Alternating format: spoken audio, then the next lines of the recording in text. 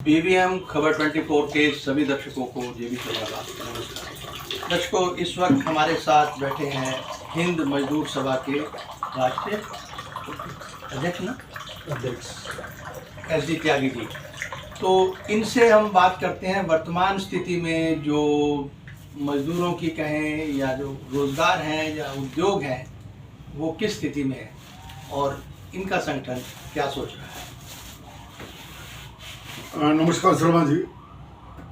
उद्योग तो बहुत अच्छी स्थिति में है। पूंजीपतियों के लिए इससे अच्छी स्थिति कभी आ नहीं सकती देश में। लेकिन कमेरा वर्ग जिसमें मजदूर, अब मैं मजदूर में उसे कहता हूँ जो डेली, चाहे वो मजोला व्यवसायी हो, ये ऑटो चालक हो, जो डेली अपने परिवार की गुजर बसर के लिए मेहनत करता है, वो सब कमेरे वर्ग की श्रेणी में आता है। उसमें किसान भी है। किसान और मजदूर इस देश में बहुसंख्यक हैं जो अपने देश के भविष्य के लिए एमएलए एमपीओ का चुनाव करते हैं।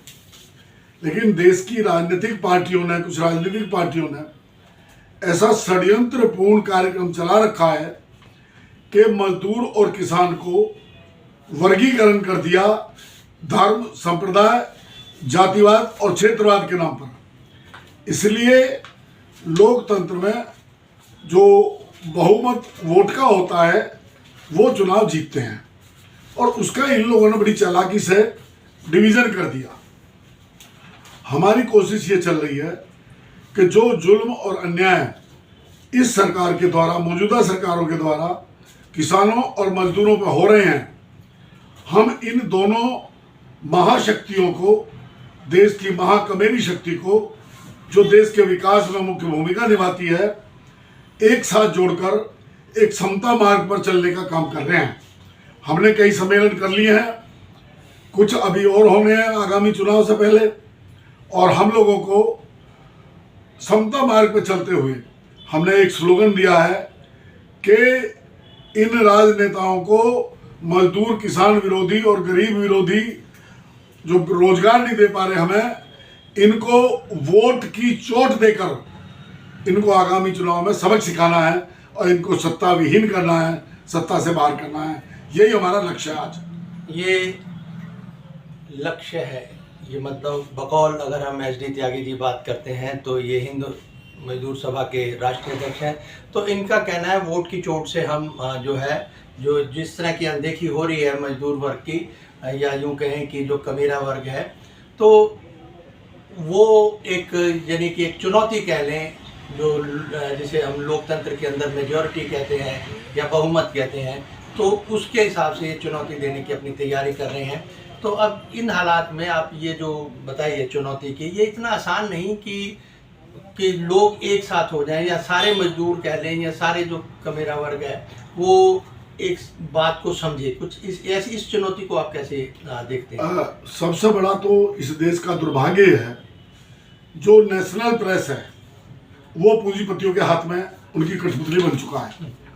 हमने अभी 24 अगस्त को दिल्ली के अंदर तालकटोरा इंडोर स्टेडियम में देश की 40 किसान मजदूर यूनियनों के संयुक्त मोर्चा के साथ, उनके 2500 डेलीगेट्स थे, और देश के तमाम जो मजदूर केंद्रीय संगठन हैं जिसमें HMS, इंटक, C2, एटक, वेटक, जितने भी 11 केंद्रीय फेडरेशन हैं, उनका एक संयुक्त 6000 आदमियों का सम्मेलन किया है। अधिवेशन क्या लो अधिवेशन सम्मेलन, और उसमें हमने अपने कार्यक्रम तय किए हैं। ये बात सही है कि इसका प्रचार प्रसार, कितने यूनियन बता रहे हैं? 11 फेडरेशन बना रहा हूं मैं देश की, और 40 संयुक्त मोर्चा किसान यूनियनों का देश की का। ठीक। हमारे यहाँ 29 स्टेट हैं, तो एक एक स्टेट में दो भी अपने हिसाब से उन्होंने बना रखी है, लेकिन हम सबको एक मंच पर ले आए हैं। और जैसा कि विपक्ष भी अपनी एकता की एक्सरसाइज तो कर रहा है, प्रयास तो कर रहा है, लेकिन विपक्ष को, हमें अभी जनता को पूर्ण विश्वास इसलिए नहीं है कि क्षेत्रीय पार्टी धर्म और उस जाति के और क्षेत्र के नाम पर वोट मांगती है, उससे नुकसान होने की संभावना है।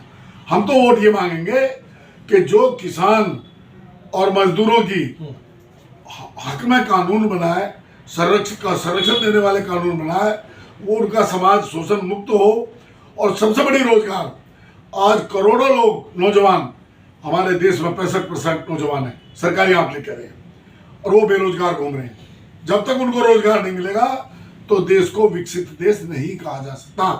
देश को विकसित देश नहीं कहा सकता। तो ये आपने सुना एसडी त्यागी जी को कि किस तरह से जो रोजगार की, जो एम्प्लॉयमेंट की कंडीशन है, या उद्योगों की कहें या काम धाम की कहें, तो काम धंधों की कहें, तो ये किस स्थिति में देश है। ठीक है जी। ये अब बाकी इनका जो प्लान है वो यानी लोकतंत्र में मतदान से ही है सारा कुछ ताल्लुक, और कोशिश यही रहेगी, जो ये बकौल त्यागी जी की कोशिश यही रहेगी कि सत्ता परिवर्तन मत से ही हो सके। तो ये कहना इनका है। तो अब देखना ये है कि लोग कितनी बात समझ सकते हैं, कितने लोग समझते हैं, कैसी बात समझते हैं, ये वक्त बताएगा।